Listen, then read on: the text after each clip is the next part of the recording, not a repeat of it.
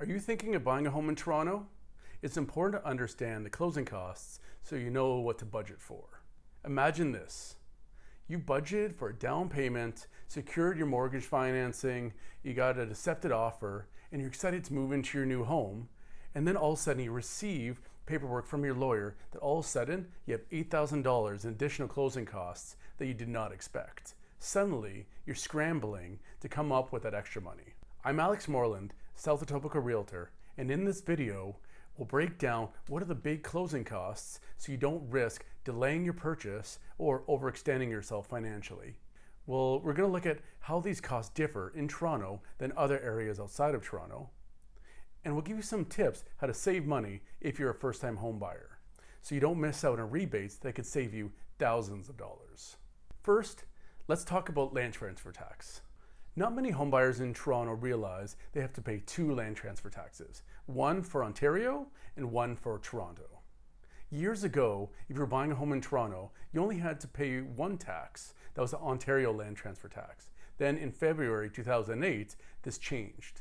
And today, because of the municipal land transfer tax, you're hit with two taxes, the provincial and the municipal land transfer tax. Also, prices have gone up, so these costs have become even more noticeable.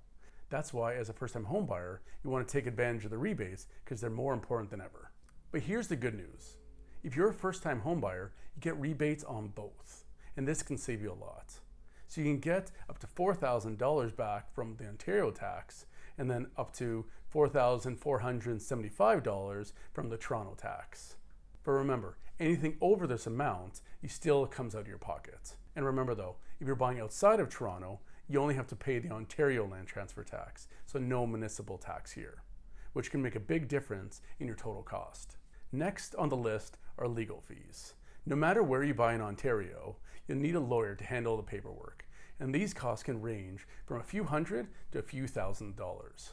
If your down payment is less than 20%, you'll need mortgage insurance. This applies when you're buying a home in Toronto or even outside of Toronto. This insurance protects the lender if the borrower defaults on their mortgage, and this cost can be up to 4% of your mortgage. Some other common closing costs that are part of buying a home in Toronto, depending on the type of property that you buy, are home inspections, your title insurance, your appraisal fee, your status certificate fee, and also the property survey fee. Let's take a quick look how buying in Toronto is different than buying outside of Toronto. The main differences between buying in Toronto than outside of Toronto is that extra land transfer tax. This can make a big impact on your budget. One thing I've noticed though is that many homebuyers in Toronto are surprised by how much more expensive the closing costs are in Toronto compared to outside of Toronto. The extra municipal land transfer tax is that big one, and it really can catch people off guard if they're not expecting it.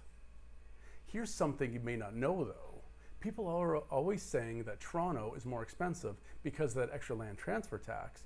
But what they don't mention though is Toronto, in many cases, has lower property taxes than other areas. Plus, as a first-time home buyer, if you get those rebates, it can cover a huge chunk of that closing cost. So while everyone talks about the extra closing costs in the city, you might actually save in the long run than buying outside of Toronto. Okay, let's recap. Here are the big closing costs you have to account for when buying a home in Toronto. First, you have your land transfer tax. This includes the Ontario and the Toronto municipal tax. But remember, if you're a first-time home buyer, you can get rebates. But remember, you still have to account for what's left. Second, you have your legal fees. These cover the paperwork and the title registration. Third, you have your mortgage insurance. So remember, if you have a down payment that's less than 20%, you need mortgage insurance. And this can add up to about 4% of your whole mortgage.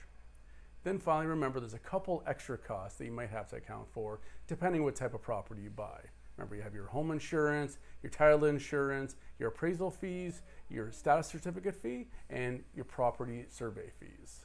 These can add up quickly, so make sure you budget accordingly. And don't forget, you can save a lot if you're a first-time home buyer by using the rebates. If you found this video helpful, make sure to hit that like button and don't forget to subscribe if you want more tips about buying a home in Toronto.